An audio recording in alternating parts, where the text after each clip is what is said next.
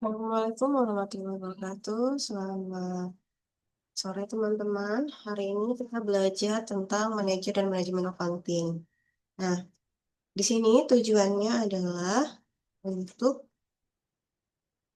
tujuan pembelajarannya di sini kita harus membedakan apa perbedaan antara managerial accounting dan financial accounting. Nah, akuntansi manajerial ini dia lebih ke mengukur, menganalisis, dan melaporkan informasi keuangan dalam keuangan untuk membantu si manajer dalam mengambil keputusan guna mencapai tujuan organisasi.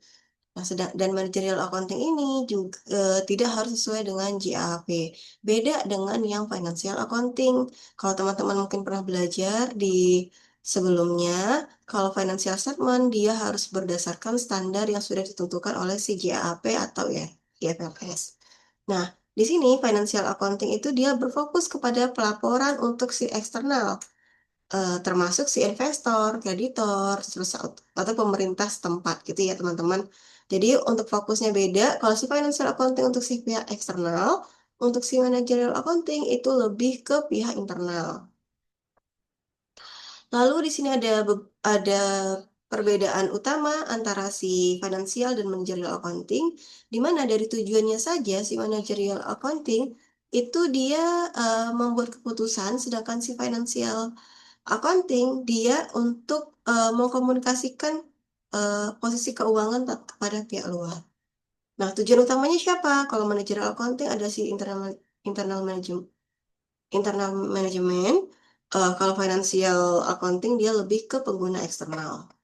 Nah, fokusnya apa? Fokusnya kalau misalnya yang managerial accounting itu lebih berfokus kepada masa depan, kalau financial accounting dia berfokus pada masa lalu.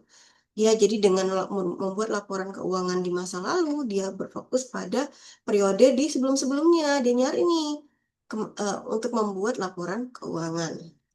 Nah, untuk aturannya sendiri, kalau si managerial accounting dia tidak berpatokan oleh si JAP, tapi dia hanya membandingkan antara biaya dan manfaatnya itu apa.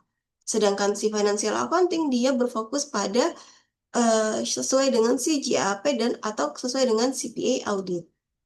Nah, untuk rentang waktunya, kalau managerial accounting itu lebih ke panjang jangka waktunya, sedangkan si financial accounting dia punya historical. Jadi bisa bulanan, bisa per 3 bulan, bisa per 4 bulan gitu ya, atau per 6 bulan maupun per 1 tahun. Nah, di sini juga tentang terkait behavioral issues-nya. Di sini kalau managerial accounting itu dirancang untuk mempengaruhi perilaku karyawan, sedangkan si akuntansi keuangan dia lebih ke dampak tidak langsung terhadap perilaku karyawannya. Nah, di sini strategi dan manajemen akuntansi, strateginya adalah untuk menentukan bagaimana sebuah organisasi tadi mencocokkan kemampuannya dengan peluang di pasar untuk mencapai tujuannya. Manajemen biaya strategi itu berfokus secara khusus di mana dimensi biaya dalam strategi untuk keseluruhan perusahaan. Nah, di sini manajemen accounting membantu menjawab pertanyaan yang penting terkait, misalnya siapa sih pelanggan terpenting bagi si perusahaan tersebut, terus bagaimana supaya kita tuh dapat memberikan nilai kepada si pelanggan. Terus yang kedua, kira-kira produk pengganti untuk di pasar itu apa ya, gitu ya. Terus apa bedanya sih dengan produk yang sudah kita buat dengan produk pengganti ini? Ada lagi misalnya, apa sih kemampuan kritisnya di si perusahaan ini? Kemampuan utama kita itu apa sih? Sama apakah si perusahaan itu memiliki cukup uang untuk mensupport strateginya atau perlu nggak dia mencari sumber tambahan dalam melanjutkan si perusahaan ini? Nah, si manajemen accounting memiliki nilai nih. Nilainya itu pertama dia menciptakan nilai dulu. Menciptakan nilai itu merupakan hal yang penting ya dalam manajemen accounting untuk perencanaan dan penerapan strategi. Nah, ketika nilainya sudah tercipta, nah ini nilainya apa sih? Nilai ini gunaannya yang diperoleh oleh si customer untuk produk atau untuk produk layanan maupun jasa. Untuk apa sih nilai ini gitu ya teman-teman? Nilai ini apa? Untuk menilai kredibilitas perusahaan kita. Semakin kita diakui oleh si customer, maka semakin bernilailah perusahaan kita. Tuh. Nah, di sini juga ada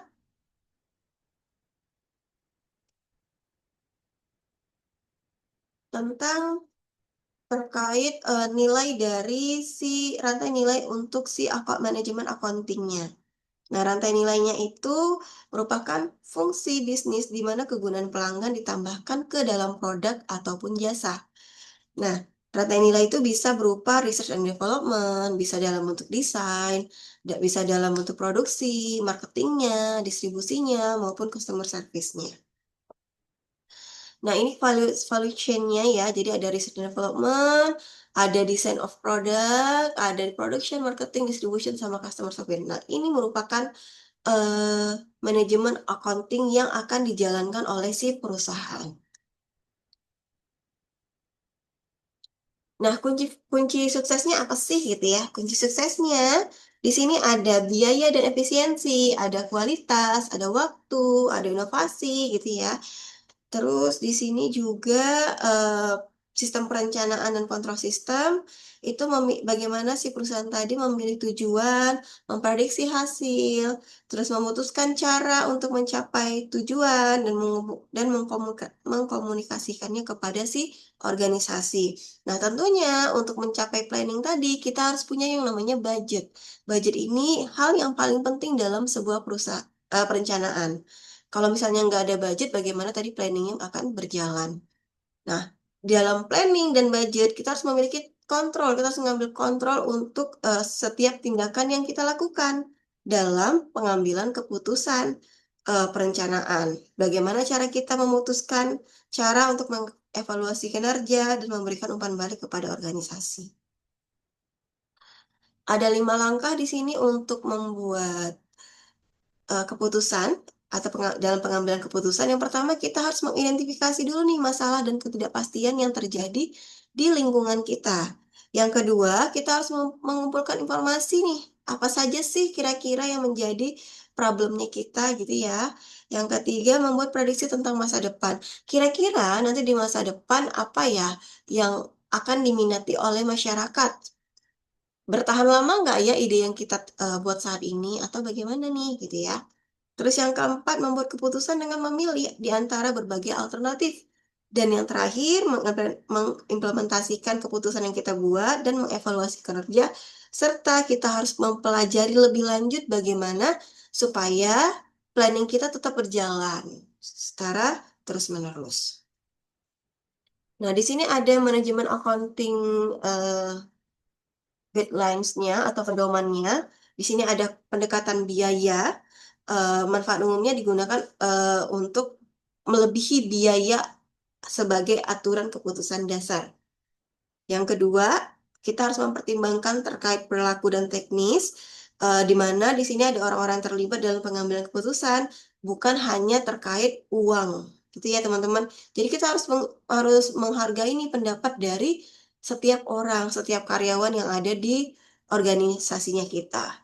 Terus di sini si manajer juga harus menggunakan cara alternatif untuk menghitung cost dalam situasi pengambilan keputusan yang berbeda. Ya mungkin saja keputusan di awal itu tidak sesuai sehingga dia harus punya plan B. Nah, plan B-nya bagaimana? Dia harus ngitung juga nih cost kalau misalnya terjadi plan B. Seperti itu ya teman-teman. Nah, ini salah satu bentuk contoh struktur organisasi manajemen. Jadi ada CEO, ada CFO. Mungkin teman-teman sudah pada tahu lah ya yang sudah bekerja. Di sini ada kontrol, ada tax, ada treasury, risk management, investor, finansial, internal, dan lain-lain. Nah, secara profesional etik ada 4 standar perilaku etis bagi si akuntansi manajemen ini yang dikemukakan oleh si manajemen akuntan.